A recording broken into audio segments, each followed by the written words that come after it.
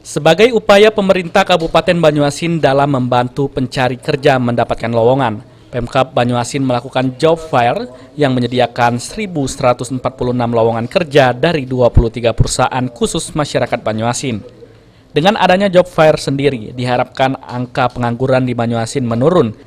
Sejauh ini, menurut Askolani, Banyuasin telah berhasil menekan angka kemiskinan menjadi 10,75% dibandingkan sebelumnya 11,17%. Lalu angka pengangguran pun turun menjadi 3,84% dari sebelumnya 4,73%, sehingga membuat tingkat pertumbuhan perekonomian meningkat 3,84%.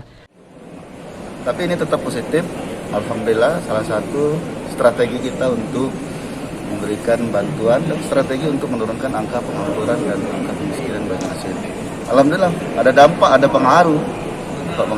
Kita tahun ini angka kemiskinan kita turun, termasuk angka pengangguran juga menurun, perekonomian kita naik.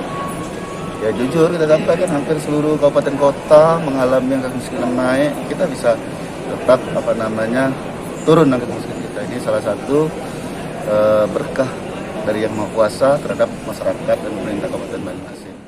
Dalam pelaksanaan job fair ini, Askolani pastikan bersih dan tidak ada pungutan sama sekali. Sulaiman, PAL TV.